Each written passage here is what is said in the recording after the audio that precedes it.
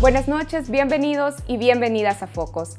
Hoy tenemos un programa especial y es que voy a estar acompañada en la conducción de la periodista Gabriela Castellón. Gabriela, buenas noches. Gracias, Karen, y buenas noches a quienes nos sintonizan en un nuevo programa de Focos. Hoy estaremos profundizando sobre la jornada electoral que se llevó a cabo el 28 de febrero y estaremos indagando sobre las razones del voto de Nuevas Ideas. También vamos a presentarles los avances y los obstáculos que aún tiene que superar la población LGBTI en su participación política. Y además profundizaremos sobre las demandas de la juventud hacia la nueva Asamblea Legislativa. Y en la entrevista junto a Gabriela vamos a conversar con la diputada electa Claudia Ortiz, diputada por el departamento de San Salvador de Vamos, y a ella le hacemos esta pregunta: ¿cómo incidir en una asamblea dominada por el Ejecutivo? Y así iniciamos.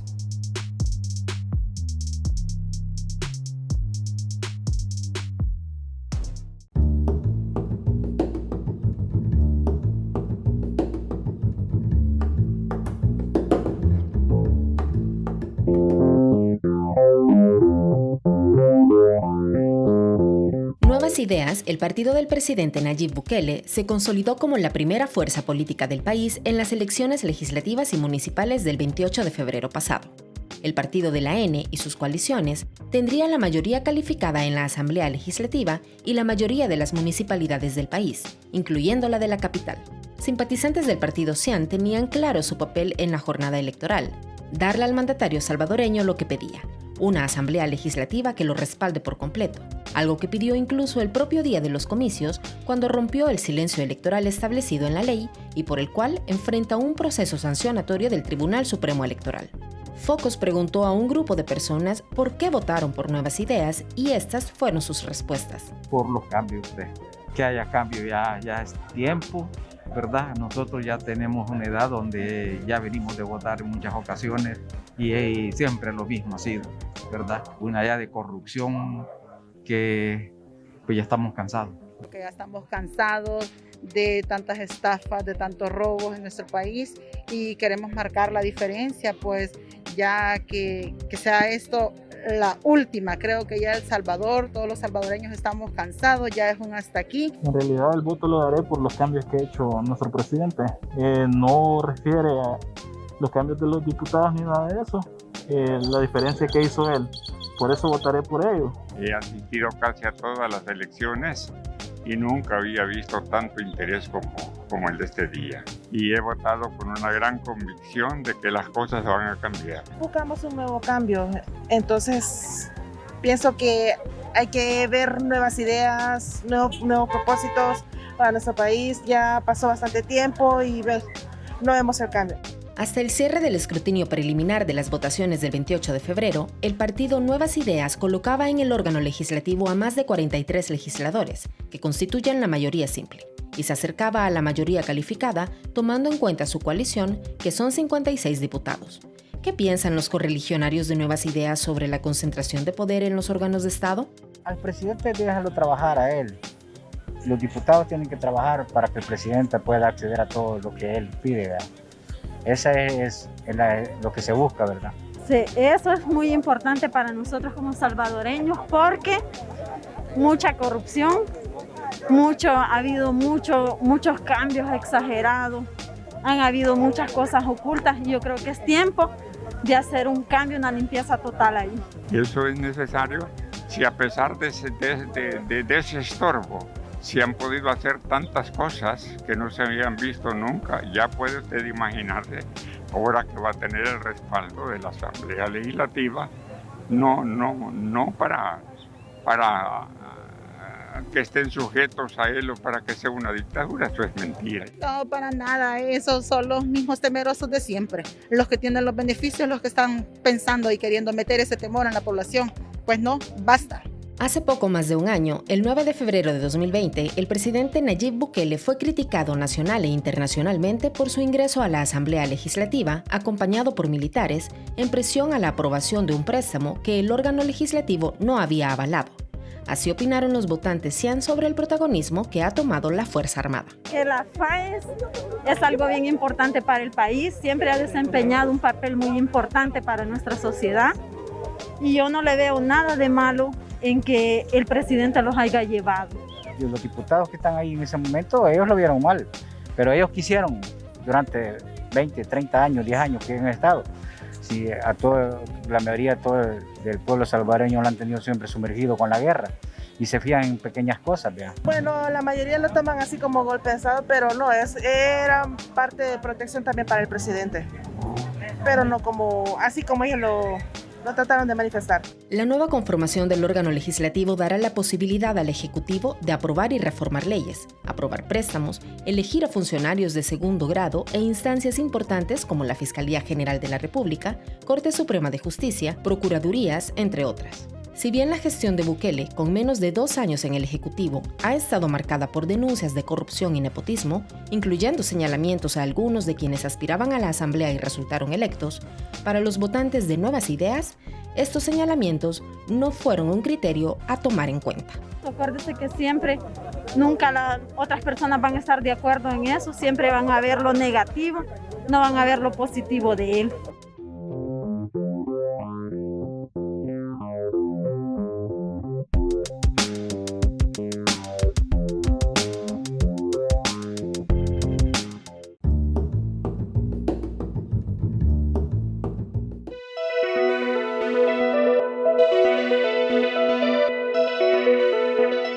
Hace 10 años, la bandera del colectivo LGTBI no hubiera ondeado junto a la del FMLN en una caravana del partido.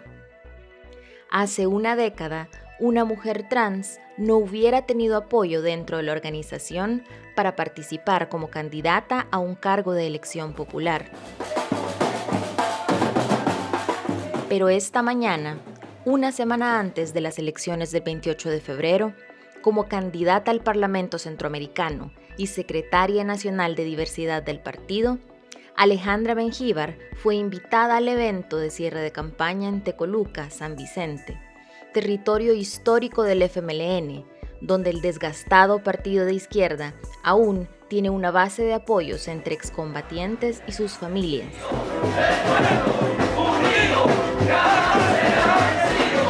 Para que esto ocurriera, algunas cosas tuvieron que cambiar en 10 años. Alejandra, en una entrevista en 2019, una entrevista que diste para El Faro, dijiste que dentro del FMLN te habían dicho que tenías que mantenerte en cierto nivel porque el partido no podía arriesgarse a perder votos conservadores. Me pregunto, ¿qué ha cambiado en el FMLN para que ahora sí puedas competir en este cargo de elección popular? Yo anunciaba que en sus inicios fue esa la impresión de que había que mantenernos en bajo perfil o había cierta resistencia o miedo sobre el proceso de cómo nosotros íbamos a participar dentro del instrumento político. Según Alejandra, los tiempos en que la dirigencia del FMLN acallaba las voces diversas dentro del partido terminaron. Pero ese cambio no ocurrió después de una reflexión de las autoridades partidarias, sino luego de un esfuerzo impulsado desde dentro por los miembros de la comunidad LGTBI para obtener representación. Realmente yo decidí participar porque en algún momento, estando en una reunión así, un poquito más polémica la reunión, sí, ya estábamos así más acalorados, ¿verdad? Surgió el tema de necesitamos que haya representatividad. Y toda esta base decide que vos vayas y seas la candidata. Y no es una pregunta, sino que es una tarea. Y para eso hemos pedido que venga fulana y fulanito, que son de la dirección de partido, para que sepan que necesitamos. Y esta es nuestra carta. En junio de 2020, con 6.500 votos de militantes del FMLN en todo el país, Alejandra Mengíbar Guadrón se convirtió en la primera mujer trans candidata a un cargo de elección popular en la historia del país. La victoria interna de Alejandra fue la culminación de un proceso iniciado en el 2014, cuando un grupo de militantes del FMLN, pertenecientes a la población de la diversidad sexual y de género, se organizó en un colectivo que en 2020 logró ser reconocido como una secretaría dentro de la estructura del partido. Hasta que Aleja, comenzó con el colectivo nacional, después como secretaría. De ahí el partido no sabía o no había tomado a bien que este sector tan importante también en el partido y en la sociedad fuera parte de la estructura del partido. Óscar Valladares es hijo de un excombatiente y está organizado desde 2017 en el FMLN. Fue candidato a concejal por la alcaldía de Tecoluca en la reciente elección y desde ese espacio apoyó la introducción de planes en favor de la población LGBTI en la agenda de su planilla. Como comunidad le pedimos al comando municipal y le expresamos nuestra preocupación porque no nos tomaba en cuenta, y digamos el partido vio a bien y el candidato y los candidatos al consejo tomar en cuenta una parte de la comunidad LGTBI. Entonces en la plataforma dice de que crear una mesa municipal de la comunidad LGTBI y que ahí se discuta aquellas problemáticas, una estrategia. Así como Alejandra, Óscar labró su propio camino dentro del partido, pese a que no todos sus compañeros y compañeras están abiertos al reconocimiento de la diversidad sexual y de género. Igual yo he pasado discriminación dentro del partido, compañeros que me ven mal por mi forma de ser, y creo que es un porcentaje muy mínimo, pero creo que al tiempo, creo que eso vamos a erradicar la intolerancia, la discriminación. Creo que este es el comienzo de una gran lucha que hay que hacer dentro del partido y con la sociedad en general. Las candidaturas LGBTI marcaron un hito en las recientes elecciones. Además de Alejandra, Eric Iván Ortiz, de Nuestro Tiempo, se convirtió en el primer hombre abiertamente gay en postularse para la Asamblea Legislativa. Estoy poniendo estas pancartas porque los valleros tuvieron miedo de hacerlo en sus vallas, tuvieron miedo de las consecuencias. La trascendencia de estas candidaturas tiene que ver con la visibilización de un sector de la población que históricamente ha carecido de representación dentro de los órganos de poder político. Que la mayoría de puestos políticos dentro de la Asamblea misma, por ejemplo, dentro de cualquier cartera de Estado, la mayoría de los puestos son hombres y no hay equidad ni siquiera entre hombres y mujeres, y mucho menos hay una cuota de población LGBTI que se encuentre trabajando dentro de estos puestos. Si esto no pasa en un corto plazo, los derechos van a seguir siendo exigidos desde la sociedad civil y no desde un puesto político. El Salvador es territorio hostil para las personas LGBTI. Los prejuicios y la exclusión las hacen vulnerables a ser víctimas de crímenes de odio. Además, la marginación social y económica dificulta el desarrollo pleno de este sector de la población. Si nosotras como personas LGBTI estamos queriendo acceder a estos cargos públicos, quiere decir que no están garantizando nuestros derechos. Mónica Linares, directora ejecutiva de la organización Aspid Arcoiris Trans, recuerda que hay un largo listado de iniciativas en favor de la población LGBTI en la Asamblea Legislativa, las cuales no han sido impulsadas por ninguna bancada. Para Mónica, el escenario ideal sería que los partidos políticos como instituciones asumieran la bandera de la igualdad y no solo algunas candidaturas. Si así fuera el partido el que se pronunciara por estas propuestas, por esas plataformas de inclusión, por lo que sea. Y no ha sido así, lo han hecho por individual las personas que van como candidatos. Ante el desinterés de los partidos políticos, las organizaciones de la sociedad civil han jugado un papel importante promoviendo los derechos de la población LGBTI. En 2015, Aspid tuvo que incidir ante el Tribunal Supremo Electoral para que se respete el derecho al voto de las personas trans. Claro que sí puede votar. En las elecciones del 2015, un miembro de una junta receptora de votos negó a Camila Portillo el derecho a emitir su sufragio, pese a que el TSE ya había emitido directrices claras en cuanto al respeto al derecho al voto de las personas trans. La persona alegaba de que si mi documento tenía un nombre de identidad masculino y mi documento también decía sexo masculino, yo debía de ir como decía mi documento. Entonces, que me debía quitar el maquillaje, que me debía de amarrar el cabello, que me debía de llegar vestido como hombre para que me pudiesen dejar votar. La denuncia del caso de Camila, entre otros, obligó al TSE a comenzar a capacitar a los integrantes de las juntas receptoras de votos para que no obstaculicen el derecho de las personas trans. Gracias a esta presión de las organizaciones de la sociedad civil, en las pasadas elecciones del 28 de febrero, las cosas cambiaron para Camila, quien pudo ejercer su voto sin problema. Si no hubiese sido por el movimiento social organizado, que en aquellos años, en el 2015, como ya lo mencionábamos, comenzamos aquel trabajo de incidencia con el tribunal para que se pudiera tomar en cuenta las personas LGBTI y en este caso específicamente las mujeres trans, que somos las que nuestro documento no coincide con nuestra identidad de género, ¿verdad? Este 2021, una docena de personas de la comunidad LGBTI, contratadas por el TSE, se distribuyeron por el territorio nacional y lograron capacitar a 12.000 miembros de juntas receptoras de voto. En muchos casos, el esfuerzo fue exitoso, pero en otros, los capacitadores chocaron con un muro de prejuicios y discriminación. La primera experiencia que yo tuve, que fue en San Juan Opico, ahí en La Libertad, yo me voy y el facilitador hace lo mismo, tiene 5 minutos y ya lo tenía casi que encima, diciéndome ya estuvo. Me corta la palabra y dice a todas las personas, ustedes tienen que tratar a las personas, pues ni siquiera sabía deletrear LGBT, como dicen el DUI, ¿verdad? Si ahí dice Alonso o si ahí dice Luis, usted tiene que decirle Luis aunque vea que... Y entonces ahí es donde yo pues tomo la palabra nuevamente, casi que robada, casi que me la tomo yo también, ¿verdad?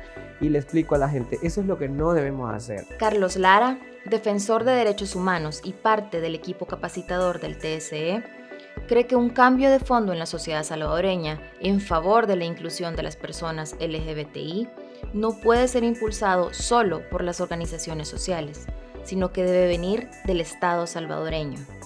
Porque este tema de la educación sexual integral debería de darse desde las escuelas, desde los centros educativos, desde el Ministerio de Educación, desde el Ministerio de Salud, y no debería de ser el Tribunal Supremo Electoral el que esté, digamos, ahora responsable de esto, ¿no?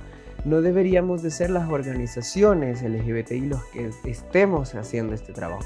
Es por esta razón que la comunidad LGBTI demanda representación política en los órganos del Estado. Los únicos partidos que incluyeron soluciones a las problemáticas de la población LGBTI en sus agendas fueron el FMLN y Nuestro Tiempo, donde Alejandra y Eric Iván se postularon. Un voto para nuevas ideas. Pero ninguno de los dos candidatos logró ganar una curul. A nivel nacional, Alejandra Mengíbar obtuvo más de 17.000 marcas de preferencia, mientras que Eric Iván Ortiz obtuvo más de 10.000 en el departamento de San Salvador. Sus candidaturas marcaron un precedente importante en el camino hacia la inclusión de todos los sectores sociales en los órganos de poder, pero aún falta mucho para lograr la representación política de la comunidad LGBTI. La expectativa de vida para las personas trans como yo es de 35 años. Tengo 35 años. Entonces, si llego viva a octubre, voy a ser una sobreviviente. Así está considerada y catalogada la realidad para las personas como yo. Entonces, por lo menos, espero de no morir o de no ser asesinada en lo que queda de tiempo y convertirme en sobreviviente, haber dejado un precedente histórico para este país. Y para que en 2024 de seguramente vamos a ver muchos más candidatos y candidatos de la diversidad sexual.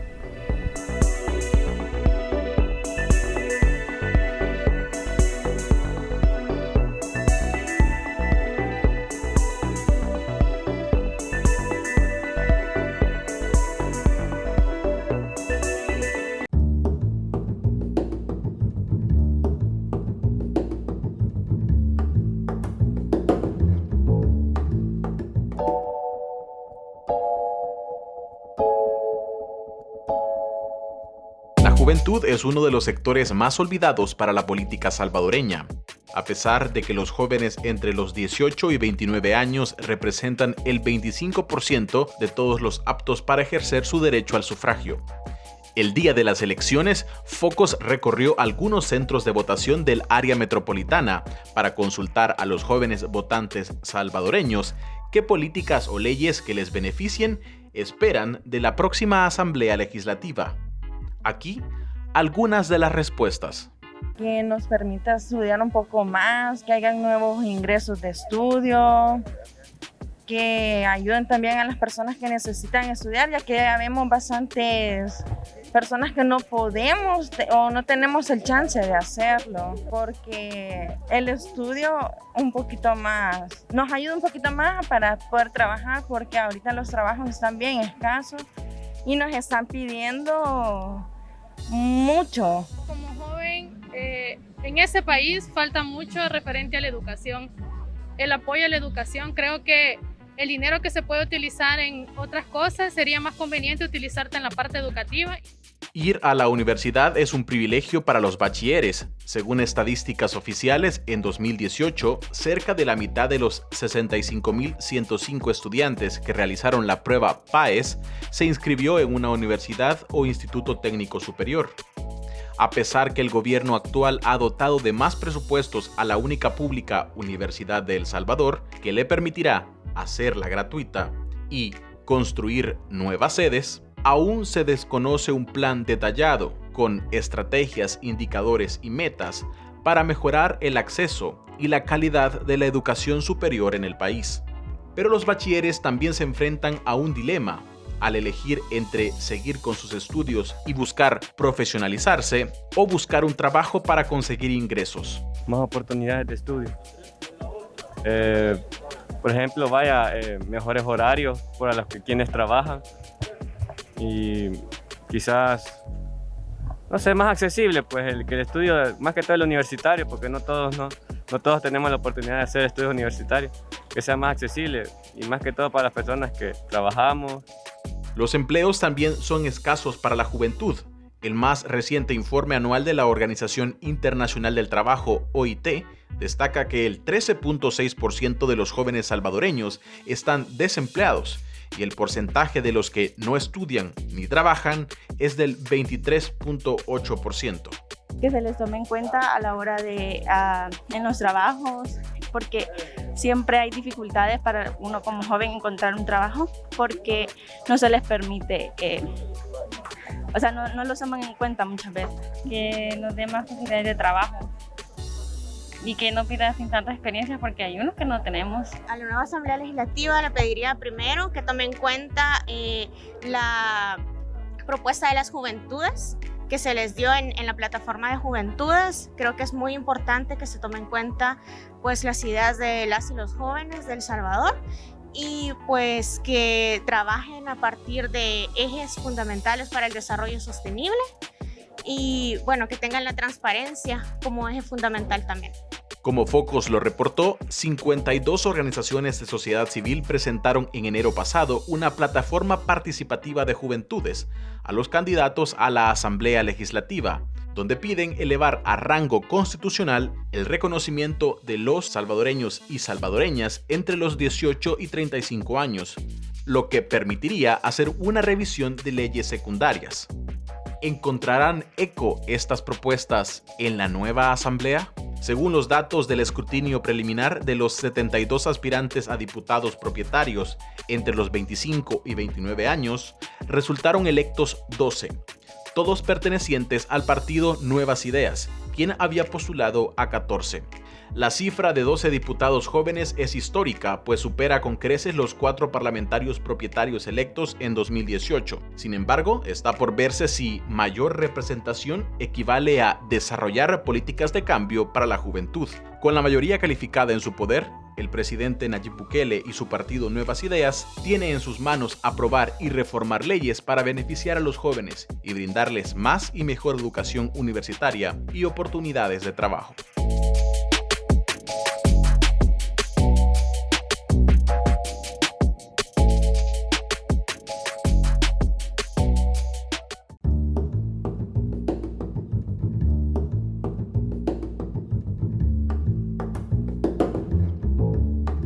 Continuamos con la entrevista de Focos y como habíamos dicho hace unos minutos, en este espacio voy a estar acompañada de la periodista de Focos, Gabriela Castellón. Gaby. Gracias, Karen. Buenas noches y bienvenidas y bienvenidos a este espacio de entrevista.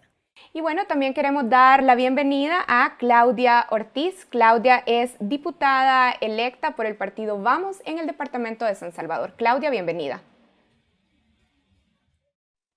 Hola Karen y Gabriela, mucho gusto. Gracias por tenerme en este programa y gracias por el espacio para poder hablar con la población salvadoreña. Y bueno, en este espacio de entrevista estaremos conversando sobre cómo incidir en una asamblea legislativa que estaría controlada por el Ejecutivo. Bien, Claudia, primero hablemos del proceso de escrutinio preliminar. ¿En qué ha fallado el control y la autoridad del Tribunal Supremo Electoral para un adecuado desarrollo de este ejercicio? Sí, mira, ha sido un proceso bastante atropellado al inicio. Creo que una de las fallas ha sido dejar que los funcionarios del Ejecutivo hicieran una presión, se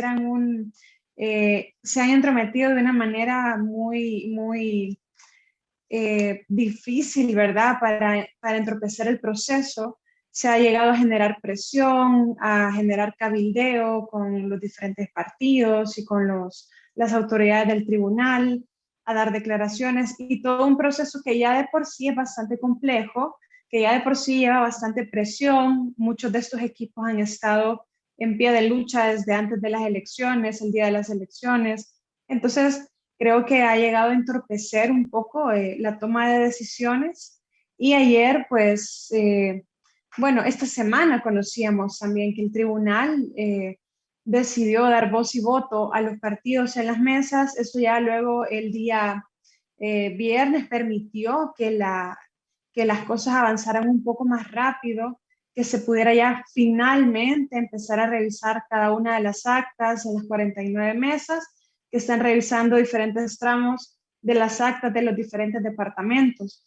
Entonces ha sido realmente una situación muy incómoda para la mayoría de personas que están trabajando, dando lo mejor de sí en este proceso.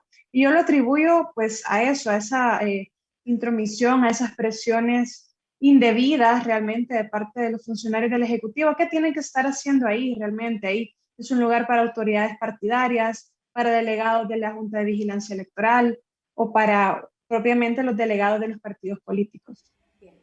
Claudia, quisiéramos profundizar un poco sobre los resultados de este proceso electoral. Es obvio que los partidos tradicionales han sido de alguna manera los grandes perdedores y en contraste, Vamos, en su primera participación en legislativas ha conseguido una curul. ¿Considerás o atribuís su triunfo en la Asamblea Legislativa el ánimo de antipartidos tradicionales que también favoreció a Nuevas Ideas?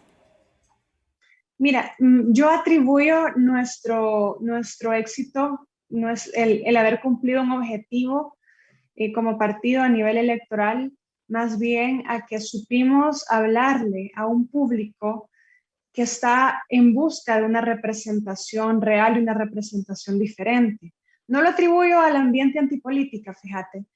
Nosotros sabíamos muy bien a qué público le estábamos hablando y justamente es a aquellas personas que no se sienten ya representadas desde hace mucho tiempo por los partidos políticos tradicionales, porque realmente ya están cansados de la corrupción, están cansados de esa separación entre la ciudadanía y sus necesidades y el actuar de los diputados y diputadas en la Asamblea Legislativa, y tampoco se sienten cómodos o se sienten que pueden confiar con esta nueva opción que se ofrece desde el oficialismo, porque también ven corrupción, porque también ven falta de transparencia, porque ven una forma de tomar decisiones solamente basada en el momento coyuntural o en hacer una aparición mediática, pero no se ven planes de largo plazo, no se ve una visión clara de país. Y considero que esas personas que nos dieron su confianza, que nos dieron su voto el 28 de febrero,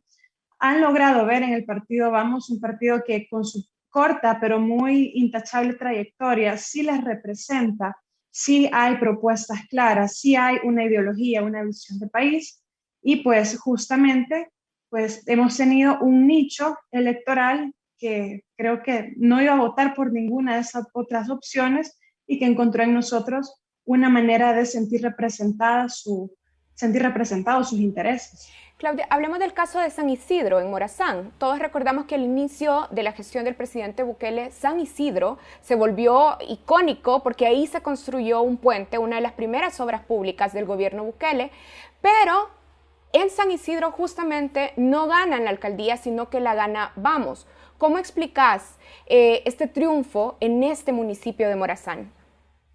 Sí, bueno, esa también ha sido una de las grandes alegrías, de los grandes éxitos de la jornada electoral para el partido Vamos. Y yo lo atribuyo a lo mismo. El municipio de San Isidro Morazán, y de hecho en Morazán llevamos 4 candidatos a alcaldes en otros municipios que reúnen características de estar olvidados por el Estado. Y no solo estamos hablando del puente, ¿verdad? Que el puente fue una obra que luego se dio a conocer que tenía muchas fallas en su estructura, ¿verdad? Y que no logró durar en el tiempo con la calidad que se quería. Pero más allá de eso, estamos hablando de municipios que están olvidados desde hace mucho tiempo, de políticas públicas de desarrollo local y que no tienen liderazgos confiables.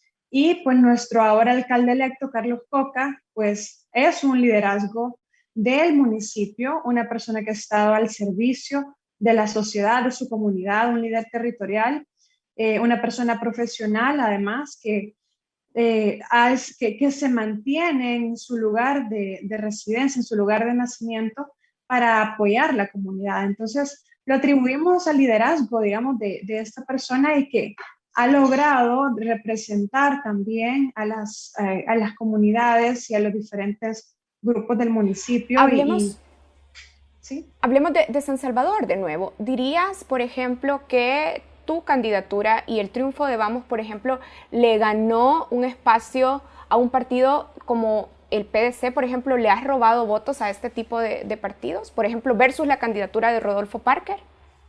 Mira, la verdad no lo sé porque yo considero que el nicho del PDC no es el nicho de Vamos. Si bien tal vez a nivel de lo escrito, los estatutos presentan ideologías parecidas o similares, realmente el tono y la forma de hacer política del PDC desde hace mucho tiempo, incluso actualmente, pues corresponde a los partidos tradicionales, corresponde a una manera de siempre inclinarse según conveniencia, ¿verdad? Y tampoco creo que la ciudadanía terminó de confiar en nuevos liderazgos que entraron, nuevas caras que entraron en este partido, y simplemente estaba realmente la más cantidad de gente buscando una opción que refrescara la escena política y que no se dedicara solamente a hacer un rol de oposición férrea, que es importante sin duda hacer oposición, pero también que lograra presentar propuestas. Creo que sí, afortunadamente en San Salvador logramos superar el caudal de votos de partidos como el PDC, el PCN, el CD, incluso el candidato no partidario, porque le apostamos también no a necesariamente solo un liderazgo muy visible, sino que hemos trabajado como partido, hemos trabajado como bloque a nivel territorial, a nivel de comunicación, a nivel de propuestas también. Y entonces la suma de todo el esfuerzo de cada uno de los candidatos y la suma del esfuerzo del partido como plataforma para los candidatos, creo que sirvió mucho para lograr llegar a conseguir la confianza de ese nicho, esas más de 15,000 personas que en San Salvador pues nos dieron sus votos o que también pues nos dieron sus marcas de preferencia. Bien, Claudia, quisiera profundizar un poco sobre el panorama de la Asamblea Legislativa. Sin duda, la nueva conformación, le da la mayoría al partido del presidente y también tendrá el apoyo de Gana. Y en ese sentido, básicamente, los votos de todos los demás partidos se volverían innecesarios, por así decirlo, para el tema de la aprobación de presupuestos, la aprobación y modificación de leyes y también para la elección de cargos de segundo grado. En ese sentido, me gustaría saber qué harás desde la Asamblea Legislativa para incidir en que los funcionarios de segundo grado no respondan directamente al Ejecutivo y que cumplan con la idoneidad. Mira, el principal rol de un legislador o de una legisladora en este caso es la representación. La gente nos ha elegido para que les representemos, para que llevemos su sentir, sus necesidades y su forma de querer ver algo en la política que pues creen que nosotros podemos hacerlo y podemos materializarlo. Entonces, realmente en primer lugar, lo que queremos hacer es ser muy propositivos. Tenemos clarísimo en los temas como las elecciones de segundo grado qué es lo que hay que hacer, qué es lo que hay que proponer. Hemos estado hablando desde la campaña de un reglamento especial para regular los requisitos, los criterios de los que van a ser elegidos como fiscal general, como procuradores, como magistrados de la Corte Suprema de Justicia. Y la propuesta no es una propuesta que nos la hemos inventado en una campaña por ser un tema de moda, etc. Es porque muchos de los que estamos en Vamos venimos de la sociedad civil y hemos trabajado desde antes en esos temas y los hemos estudiado y los hemos defendido en la corte y en la calle. Y ahora, como obviamente el sistema no permite desde afuera, los vamos a hacer desde adentro. Pero, y aquí viene la otra cosa importante, que es con lo que queremos renovar la política.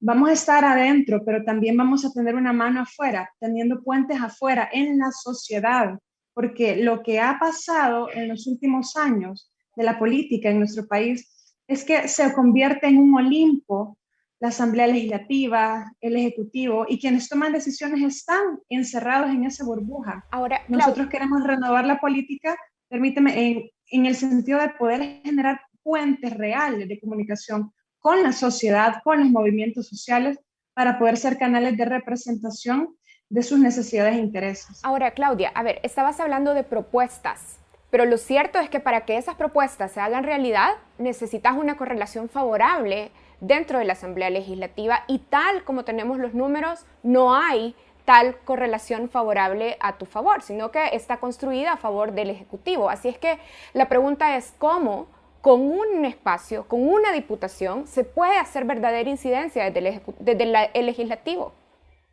Karen, hemos hecho incidencia sin estar en la Asamblea. Hemos hecho incidencia sin estar en partidos políticos, sin estar dentro del sistema político. Entonces, ahora tenemos un rol claro. Ha sido una elección sumamente excepcional, una elección, como dijo el doctor Artiga, crítica, ¿verdad? Donde el panorama de partidos políticos ha cambiado radicalmente en el país y aún así hemos logrado un escaño. Lo que nos toca ahora es con las herramientas que tenemos, con los espacios de diálogo que tenemos adentro de la Asamblea y sobre todo afuera de ella, poder empujar los temas. Se trata de empujar a que la sociedad también pueda expresar qué es lo que desea, qué es lo que necesita. Tenemos las propuestas, tenemos los canales de comunicación abiertos y además tenemos la capacidad de poder dialogar al interior. No sabemos qué va a pasar. Al final, lo que nosotros vamos a hacer es poner sobre la mesa las propuestas más sensatas, las propuestas que van a combatir la corrupción, no con una dedicatoria, sino vengan de donde vengan. Y eso es lo que nosotros estamos convencidos que es lo que quiere la gente, incluso los que votaron por Nuevas Ideas, los que votaron por Arena, los que votaron por FMLN o por Gana. Entonces, si un partido con una diputada pone una propuesta sensata que es verdaderamente representativa de lo que la sociedad y la opinión pública están pidiendo desde hace mucho tiempo, queda en las manos de la fracción mayoritaria aceptarla o no, o quedar en evidencia de que no es realmente una lucha contra la corrupción integral lo que ellos quieren. Claudia, vamos a ir a una pausa en este momento, pero quisiera dejar una pregunta sobre ese tema, en el sentido de que en la Asamblea Legislativa básicamente va a haber una aplanadora de Nuevas Ideas con Gana. ¿Existe o ves tú la posibilidad de formar un bloque de oposición con los demás partidos, como Nuestro Tiempo, el FMLN y el partido Arena? Volvemos con esa pregunta.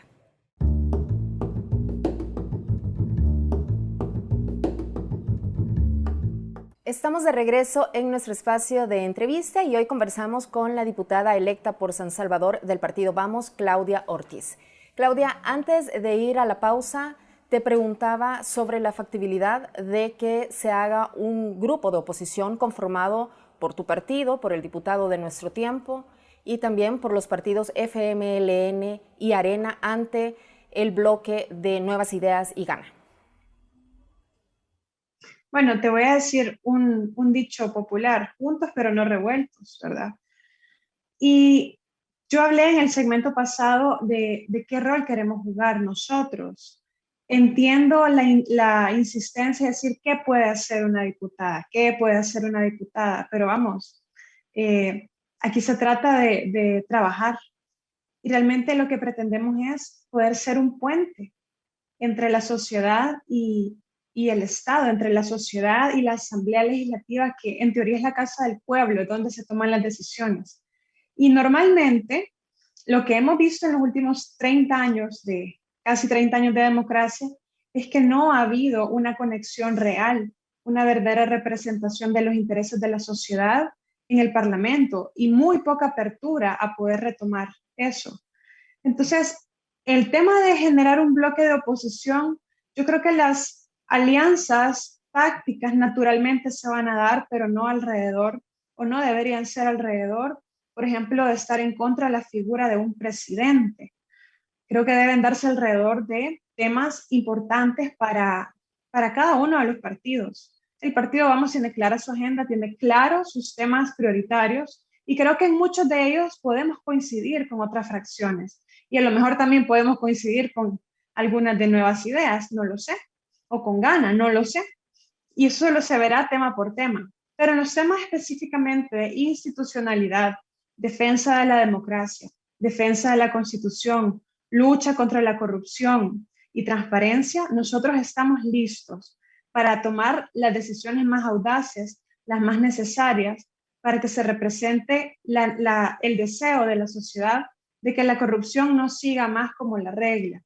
Ahora bien, los partidos que tú me mencionas han mostrado en el pasado que no necesariamente estos temas les interesan en su agenda, a lo mejor porque en ese momento eran gobierno o porque estaban aliados con el gobierno y ahora no tienen esos vínculos con el partido de gobierno, entonces podría ser que haya un interés. Lo importante es hacer, digamos, alianzas con personas de los partidos que tengan en temas específicos los mismos objetivos que nosotros, porque no podemos hacer simplemente una alianza solo porque sí, cuando de repente puede haber también temas de impunidad que se quieran seguir perpetuando, en eso no vamos a estar de acuerdo. Entonces no te podría decir de manera categórica que vamos a estar en un bloque de oposición permanentemente. Creo que la dinámica que se va a ir dando en la Asamblea Legislativa nos va a ir dando la pauta, pero nosotros tenemos la claridad de que no se trata de unirnos en bloque contra un presidente. De acuerdo, Claudia. Ni en contra solo quiero decir que se trata aquí no de eso, sino se trata de cuál es la agenda que queremos de desarrollo para el país y ese es el criterio que vamos a seguir. Claudia, veamos, desde la Vicepresidencia de la República se está impulsando, se está discutiendo una reforma constitucional que realmente para ser aprobada necesita solo en primera legislatura 56 votos. ¿Cuál es la posición de Gana sobre esta iniciativa del Ejecutivo de reformar la Constitución? La posición de Gana. Perdón, la posición de Vamos sobre esta propuesta del Ejecutivo de reformar la Constitución. Sí, la de Gana no la conozco realmente. No, la de Vamos, la de Vamos. La nuestra es, mira, cualquier reforma que se haga a la Constitución, en primer lugar debe seguir el procedimiento que la misma Constitución establece. Esa es lo primero que tengo que decir. Lo segundo es que consideramos que cualquier reforma a la Constitución debe estar para darle más derechos a la ciudadanía y para ponerle más candados al poder. Cualquier intento de reformar el sistema actual de gobierno, por ejemplo, que lo único que haga sea darle más poder a los funcionarios públicos sin ningún contrapeso adicional, eso no es una reforma para avanzar en el sistema democrático. Creemos que más bien es un coqueteo con un sistema autoritario. Entonces, esa es como en general nuestra postura. Ahora, entiendo que las diferentes propuestas de reforma a la Constitución pues son muy variadas y son muchas. Tendríamos que verlas una por una, pero nosotros mismos hemos planteado algunas que creemos que son necesarias. Por ejemplo, incluir como derecho constitucional el derecho a un medio ambiente sano y ecológicamente agua y saneamiento. También creemos importante incluir los derechos de las víctimas en la Constitución. Regular de una manera diferente el fuero también. Y hemos hablado también de la necesidad de incluir mecanismos de democracia directa, específicamente la iniciativa legislativa popular, es decir, que la ciudadanía pueda proponer leyes y que tenga la obligación la Asamblea Legislativa de estudiarlas a través de un procedimiento para ello. Es decir, que Vamos acompañaría al Ejecutivo en un proceso de reforma constitucional si incluye también estos temas. No he dicho eso, más bien hemos dicho que en las reformas constitucionales, ya sea que vengan también propuestas del Ejecutivo o no, que nosotros consideramos que deben hacerse son estas. Ahora, si el Ejecutivo presenta un paquete que es innegociable, ¿verdad? Pues no lo vamos a apoyar si incluye reformas que le den más poder a la Fuerza Armada, por ejemplo, para la seguridad pública, cuando la seguridad pública tiene que estar en manos de la Policía Nacional Civil realmente, o que viole más el tema de los pesos y contrapesos, o que altere de una manera desproporcionada los poderes del Ejecutivo respecto del Legislativo, o la forma en la que se eligen miembros del órgano judicial, etc. Nosotros creemos que la Constitución actualmente, de hecho es parte de nuestros estatutos, uno de los principios es la defensa de la Constitución. Ahora creemos que tenemos que ir avanzando en derechos y también tenemos que ir avanzando en contrapesos al poder. Eso es lo que a nosotros nos interesa. Esta semana conocimos que el gobierno estaría negociando con el FMI y esto podría incurrir en un ajuste fiscal que, por ejemplo, podría tener propuestas de reformas o incremento a algunos impuestos. ¿Cuál debería ser la apuesta real del Estado para fortalecer la recaudación en el país? Hay muchas áreas donde se puede hacer un ajuste fiscal. No es necesariamente una medida la que nos va a dar la liquidez que necesitamos en las finanzas públicas y que nos va a sacar de la crisis que tenemos, y tampoco va a haber una medida mágica. Realmente estos son momentos, y lo hemos venido diciendo desde hace muchos meses, son momentos de tomar decisiones para no seguir profundizando esa crisis. Creemos que por un lado hay que apostarle de forma decidida a la austeridad, a la eficiencia del Estado. Una medida importante a la que hay que apostarle es una ley de función pública que sea realmente técnica, profesional y que nos permita un sistema de regulación de los empleos públicos claro y con derechos más equitativos para todos, y que además permita que quienes lleguen a un cargo público es porque son las mejores personas para el cargo.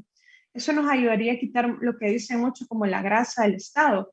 No decimos de despedir a toda la gente, no es eso, más bien es que podamos tener un sistema con reglas claras.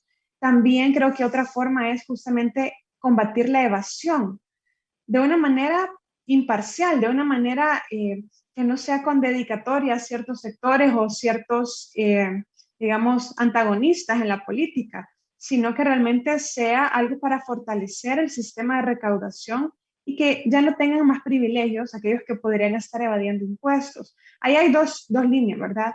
No creemos que sea el aumento del IVA la solución. Realmente estamos más en la línea de aquellos analistas de la política fiscal que dicen es que subir el IVA sería empujar a mucha gente a la pobreza, así como están las cosas ahora. Más bien estamos por quitarle el IVA a los bienes más básicos, como los alimentos, los medicamentos, y sin duda alguna, digamos que la solución ideal sería un pacto fiscal.